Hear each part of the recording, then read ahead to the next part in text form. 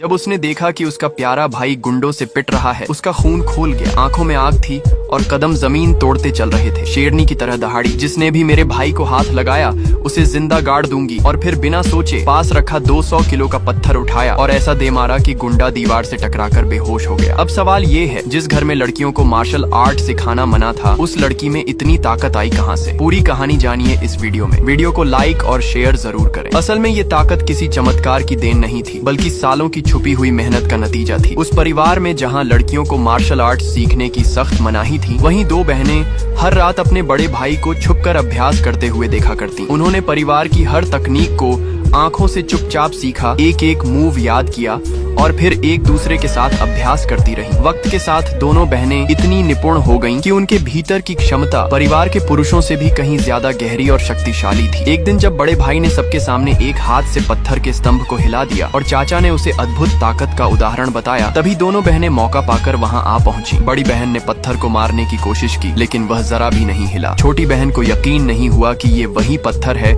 जिसे हिलाना भी नामुमकिन है। उसने जैसे ही एक हाथ मारा, पत्थर चकनाचूर हो गया। वो ताकत उसके भीतर जन्म से थी, जिसे वो खुद भी नहीं जानती थी। लेकिन उसी पल खतरा भी पास था। बड़ी बहन ने देखा कि कोई आ रहा है। वह तुरंत छोटी बहन को पीछे खींच लाई, उसे बेहोश किया और तांबे के बर्तन के पीछे छुपा दिया ताकि किसी को सच्चाई पता न चले। जब गार्ड्स पहुंचे तो बड़ी बहन ने सारा दोष अपने सिर ले लिया कि उसने ही परिवार की सबसे कीमती परिशिला को तोड़ा है। चाचा ने बिना एक पल गंवाए उसे सजा सुनाई, उसकी ऊर्जा केंद्र नष्ट कर दी, पांचों इंद्रियां बंद कर दी और उसे अपंग कर दिया। बड़ी बहन के अपंग हो जाने के बाद वह बिल्कुल बदल गई थी। अब उसके लिए मार्शल आर्ट सिर्फ एक कला नहीं, उसका धर्म बन चुका था। उसने चुपचाप एक कोने में 10 साल तक उस पारंपरिक मार्शल आर्ट का अभ्यास किया, जिसे कभी सिर्फ पुरुषों की संपत्ति माना जाता था। इन 10 वर्षों में उसकी कड़ी साधना ने शरीर तो तोड़ा ही, आत्मा को भी कई बार कुचला, लेकिन वो रुकी नहीं। उधर उसकी बहन, जिसने अपनी ताकत खो दी थी, हर दिन अपमान झेलती रही, पर वह जानती थी उसकी छोटी बहन एक दिन उसकी लड़ाई लड़ेगी। एक दिन जब चचेरा भाई जबरन बड़ी बहन को चुनौती देने लगा तो सब चुप खड़े रहे। बहन बार बार माफी मांगती रही, लेकिन उस निर्दयी ने एक पंच में उसे जमीन पर गिरा दिया। गर्दन पकड़कर उसे घसीटते हुए चाल सिखाने की धमकी देने लगा। उसी पल जियाओ की आंखों में लपटें जल उठी, उसका खून खौल रहा था। बिना एक पल गंवाए वो हवा की तरह उड़ी और एक जोरदार पंच में उस चचेरे भाई को वहीं बड़े भाई ने उसे चुनौती दी, अगर सच में ताकत है तो उस विशाल पत्थर को हिला कर दिखाओ।